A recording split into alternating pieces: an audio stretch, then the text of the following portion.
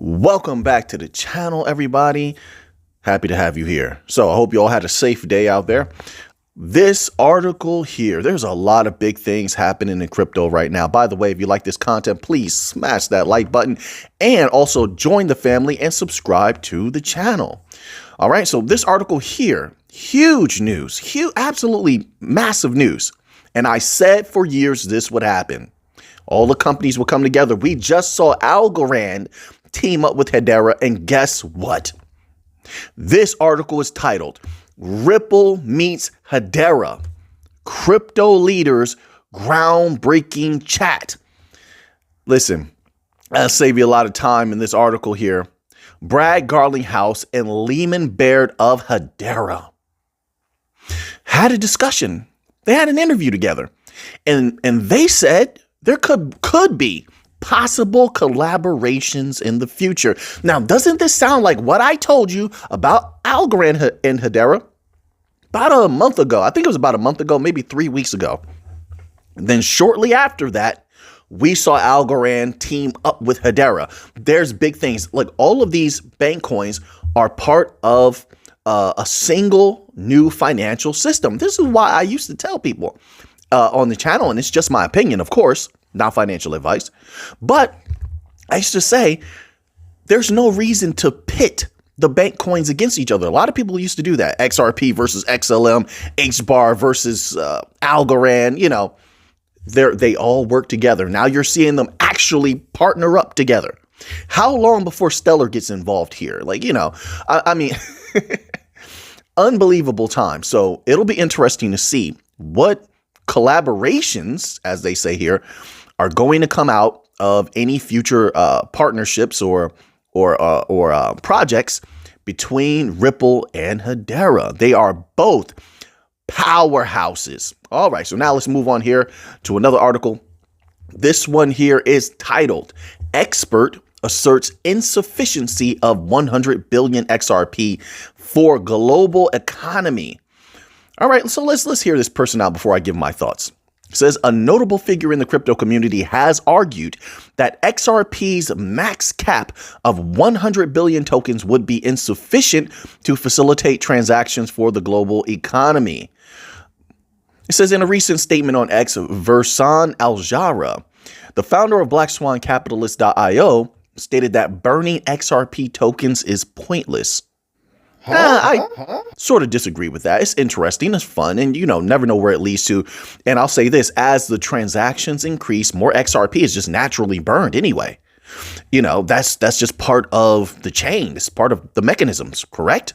And I love it. Let that supply go down. Why not? We're here to make money off of XRP. I'm here to make money off of XRP. And I know there's like two different audiences. Some people only look at DLTs and crypto as some sort of savior of humanity.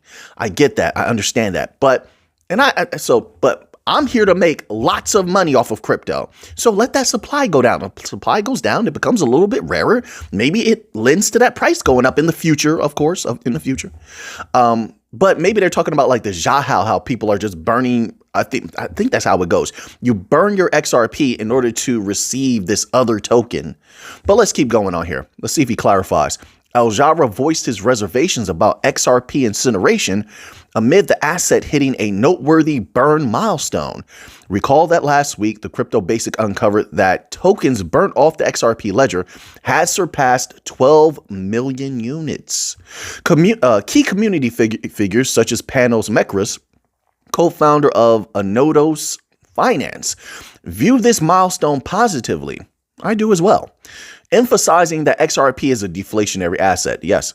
However, the Black Swan Capitalist founder boldly asserted that XRP burns are an unnecessary effort. All right, that's his opinion, to each his own. According to him, XRP's maximum supply cap of 100 billion XRP could be inadequate to support the global economy. Once again, I don't need, it's like in my mind, unless I'm missing something, right? And someone can put something here, a thought here that's potent enough to change my mind. I don't need XRP to support the global economy. I don't. To make a lot of money off XRP, what we need are hundreds upon hundreds of banks to come online at the same time, begin utilizing XRP in all possible ways, the tokenization of everything also to greatly affect XRP, hopefully, and that price to skyrocket. That's how I look at it. I have not strayed from the path. I have not strayed from the core idea of what XRP is meant to be. Now, don't get me wrong, support the global economy. Yes, they have this idea of it possibly becoming like a world reserve currency of some sort. Who knows if that's going to happen? I don't know. But I don't need that. What I need are all those banks. Let's get like 1,000 banks, 2,000 banks. I think we can get way more and have all of that XRP inflow. That's what I'm waiting on. When XRP is unleashed from this, the institutional aspect, the institutional use of XRP is unleashed from the SEC case, then nothing can stop it. In my humble opinion, that's how I look at it. Once everything is up and flowing, nothing can stop it. It's like a snowball rolling downhill. That's a beautiful thing.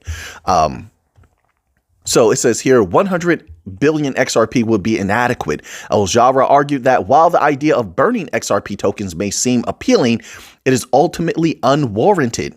He sees the business propositions of firms such as Ripple absorbing XRP's massive supply.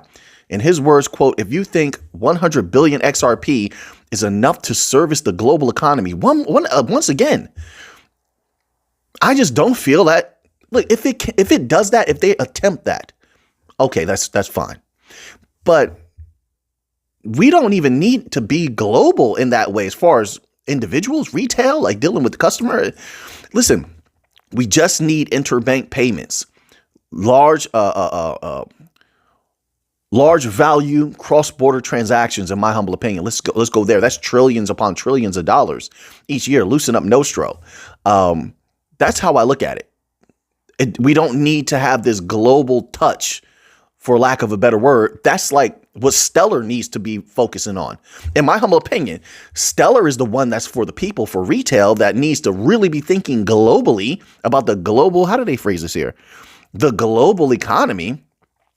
So I just don't, I think that there's a few catalysts that XRP needs to skyrocket, and that's what I'm watching. If we can, service the global economy, fine. Remember that XRP, can it break apart? You can buy pieces of XRP and such like.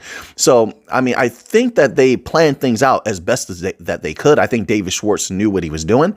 And so that's my feelings on that. I'm not so eloquent today, but that's all right. Every single day is different. All right. It says, then you still don't understand Ripple's goal. No, we do understand Ripple's goal, but some of our goals may be a little bit different. Ripple's goal is not only for XRP to skyrocket, because they hold a lot of it and they will benefit from the price skyrocketing as well. Let's not play that game. But also, as a company, they want to establish a global presence, a global domination. So there's two different motives here. But for holders of XRP, sure, why not let them burn the tokens and such like that? Like I said, bring that supply down, let the price go up. I think that's logical. And I think you have to see these things with a multidimensional perspective in order to understand these things clearly, right? If not, I think this is no disrespect, I think this is a more one-dimensional approach. They're like, you have to understand Ripple's goal. No, we don't. No, we don't. We know what XRP was made for. Both the holders of XRP as well as Ripple want to benefit from that initial essence of what XRP is, or XRP was made to be. And in that way, we all come to like this path that we're all walking together, but we're walking on that path for different reasons and with different ideas of how to get to the end goal. So this article here is from U.Today and it's titled, Evernode XRPL breaks major milestone post mainnet launch. All right. So we have a lot of big things going on with XRP right now, the XRPL. The XRP Ledger Layer 2 protocol Evernode has finally gone live on the mainnet after weeks of delay. This launch came with a major bang as Evernode recorded many impressive adoption figures within the space of 48 hours. Let's scroll down here. It says, the massive anticipation that surrounded Evernode's launch seems to have paid off, as more than 38,000 addresses are now connected to the protocol through the Zhahao network. As unveiled by the Evernote protocol, a total of 686 hosts are now housed on the network, with a total of 237,000 EVR already paid out to hosts. Now, that's not important to me, but anything that makes the XRPL stronger, better, I'm all for it, and I'm hoping that they win. Says Evernote was designed as a smart contract platform tailored to amplify the functionalities of the XRP ledger. See, that's what I'm talking about. So if it makes the XRP ledger better, I hope they do well. I'm glad to hear that they're doing well. Let's move on here to a little bit of Stellar news. All right. So we know that Stellar has been at the World Economic Forum's Davos, and it's very interesting here. I'm going to show you something. They're very strategic, even when things look simple, because when I did a Google search today and I saw this information, I said, oh man, like I need something more potent. But then I looked at it, I said, wait a minute. Stellar always does the things for a reason, right? There's always something bigger behind the scenes. Now, wait, this is what it says, right? It says behind the scenes energetic roundtable on blockchain's role in finance. That ends off with an exclamation point. Obviously, there's a reason why they ended it like that. This must have been a potent conversation. This is great advertisement for Stellar, but it says here, engaged in pivotal discussions with industry leaders like at Zachary, at Disparte, at Stro London, and more. So Stellar's been moving and shaking. But if you zoom in on the picture, you'll see a lot of these cards on the table in front of these people says Politico. Now, wait a minute. We've covered a bevy of articles from Politico, but I wanted to know, and I thought this was my first thought. I said to myself, wait a minute, Mick. They're talking to a lot of Politico writers or, content creators, whoever, leaders. How many viewers does Politico have? Let's go there. Let's find out. Stellar is smart. They're using this opportunity, in my humble opinion, to connect not only with financial industry giants, but to connect with news media that's going to put out the idea of how great Stellar is to massive audiences. Good job. It says here, this is from Politico.eu Media Solutions. All right. So right from the horse's mouth, it says Politico reaches 91 million plus. I had to put my voice up a little bit. Plus monthly page views, 91 million. So if I am to believe articles will come out of this, then that is great advertising for Stellar. I've been saying it a long time. I think everybody across the board in crypto needs to step up their advertising efforts. It says 27.9 million monthly unique visitors, in case you were wondering about that. That's a lot of eyes to see an article, if there is an article written on Stellar, and I believe that there is. There's quite a few Politico individuals Stellar was talking to there. And this is just one entity that Stellar has been communicating with at the World Economic Forum. I'm interested to hear who else. Good job so far. And they even have 250,000 newsletter subscribers, which is impressive in my humble opinion. 3.4 million plus podcast downloads. So Politico is a heavy hitter when it comes to the people. So this could be very, very good. Now I understand why Stellar was sitting down and speaking with them, right? So this is very, very good. Let's move on here, okay? We're going to move on to a little bit of Bitcoin news, all right? Got to keep up with the Bitcoin. I thought this was interesting here. So this article is titled, Jamie Dimon bashes Bitcoin again. My word, it shows you how confused the legacy financial system is. So they bashed Bitcoin a while back. Then BlackRock steps in and says, hey, JP Morgan, you want to come participate in the ETF? JP Morgan then says, yes. So see, that's what I'm talking about. They're willing to take the money from the people, but they're not willing to support that people aspect of the cryptocurrency. They want to control it. They just want to siphon off some money and maybe control it because they still don't have a love for it. Although they will fool people into, like, for example, and no disrespect, but like how Larry Fink, he flip-flopped a great deal. First, he went from bashing Bitcoin to now being very bullish on Bitcoin and positive about Bitcoin. But of course, they have the ETF, but that's more of a lure to to lull the people into being very comfortable, believing that now the golden age begins, so that they can want to flood Bitcoin with their money if that were to happen, which it hasn't happened yet. But and then they can start siphoning off that money, for lack of a better word, taking that money anytime they want, 365 days a year, 24 hours a day, 7 days a week. But anyway, but look at this. It says here, Jamie Dimon bashes Bitcoin again, calls it a pet rock. You see the sentiment here? Anyway, let's read this little tidbit. It says, JP Morgan CEO said this will be the last time he airs his opinion on Bitcoin. Well, you don't have to anymore. You're already involved with the ETF here, so you're going to make money off of it, right? You believe it's a pet rock is so bad. I mean, to each his own. I just don't like confusion. JP Morgan CEO Jamie Dimon took another opportunity to publicly air his criticism about Bitcoin, saying his personal advice is to not get involved. Wait, what? What? That makes no sense at all. I don't know. That just broke my brain. Like, what? You're involved in Bitcoin. So the use cases for Bitcoin are, quote, AML. Whoa, I'm not even going to say all of that. I'm not, because I can't even say some of that on YouTube. But wow, he really threw some FUD and mud on Bitcoin. What is going on here? I'm not going to read the rest of that, folks. Nope, they get a little too dark there. But Jamie Dimon, I don't know what's going on here. See, wait, it says Dimon appeared to be constructive on cryptos outside of Bitcoin. I've been telling people, the utility coins, the bank coins, they love them. They just hate Bitcoin. That's it.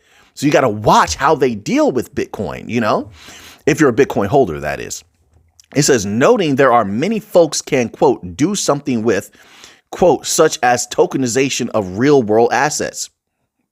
It's coming, folks.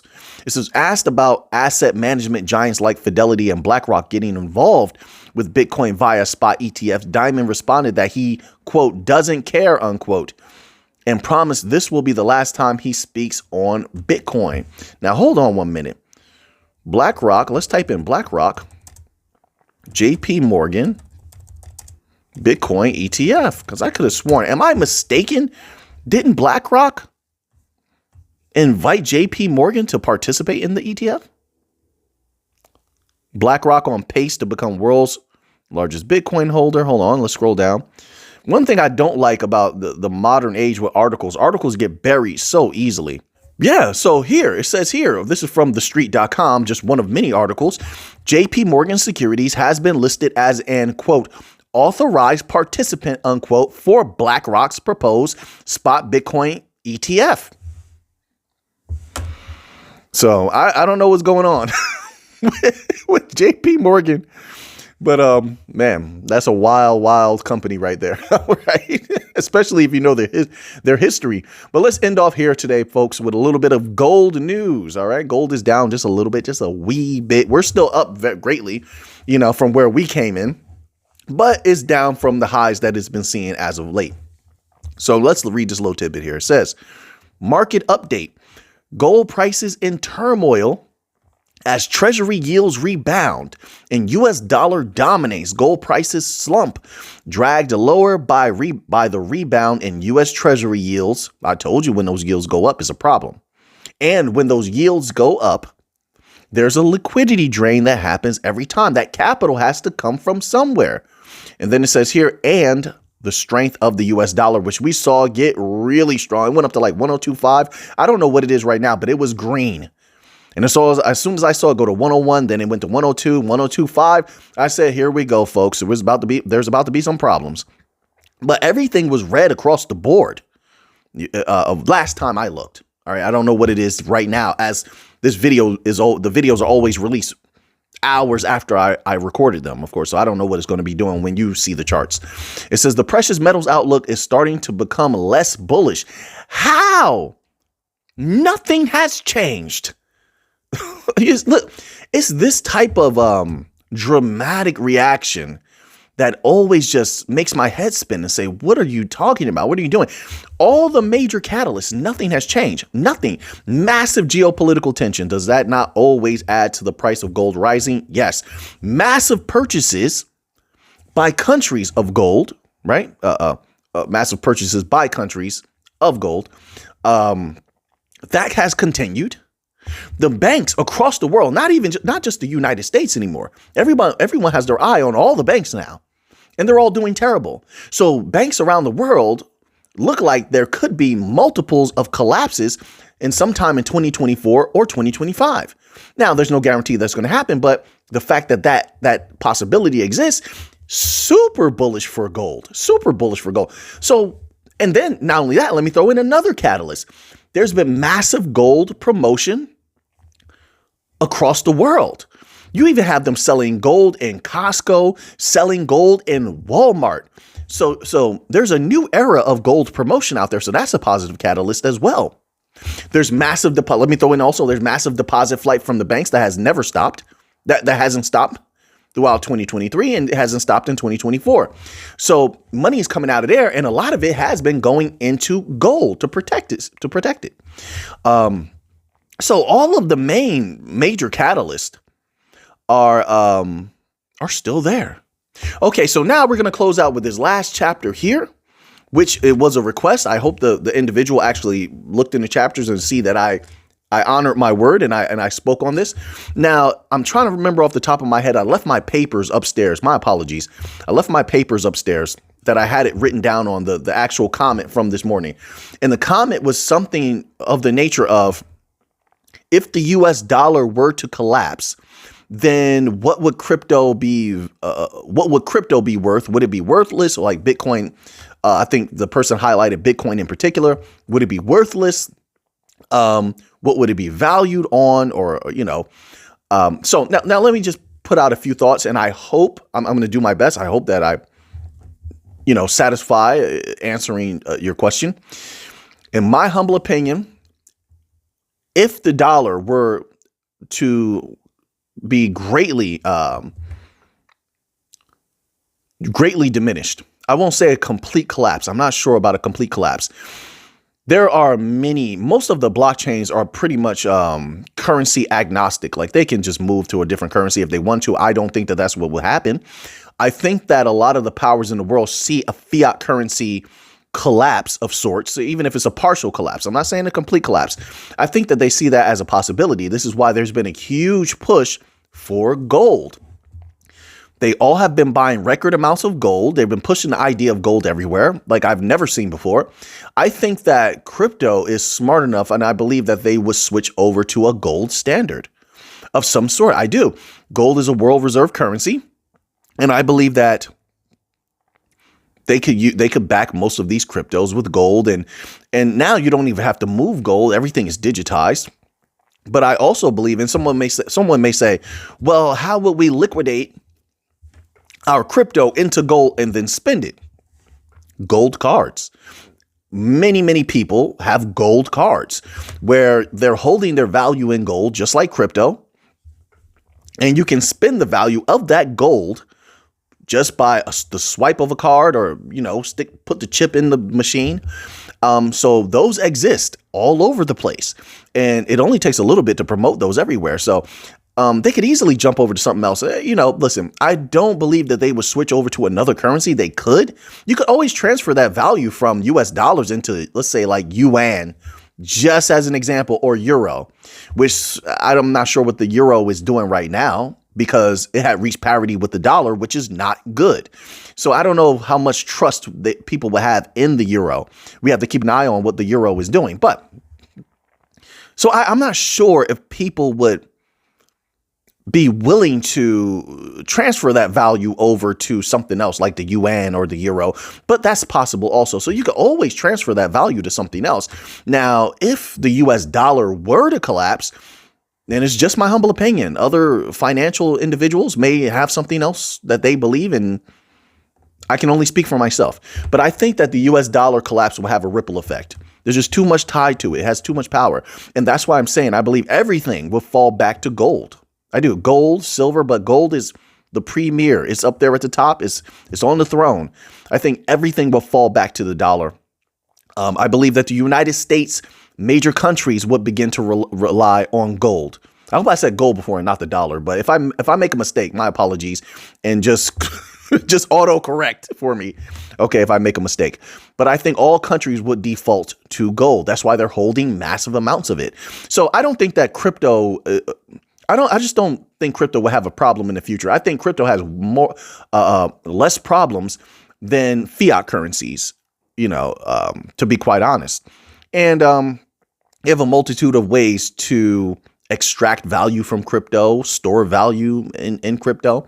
So I'm not sure if that answers your question, or I just tried to give you as many thoughts as I possibly could. That's what came to mind when I was thinking about that question. But that was a great question. Great question. All right. So now that you have that information, what are you going to do with it? I might come back to that question on a day where I'm more well-rested and more eloquent. I might come back to that. I like to do my best and give my best. I tried as hard as I could today, but I just feel like because of yesterday and all that shoveling and stuff like that, I just still feel burned out. My body still feels a little bit hurt up. So it slows my mind down a little bit. You ever feel like that? Slows my mind down a little bit. But when I get more well rested, whoever you were, commenter, come back with some more questions. I'm gonna answer some more of your stuff. Okay. All right. So now that you have the information, what are you going to do with it? I know what I'm going to do with it. So until next time, everybody, let's get to the money.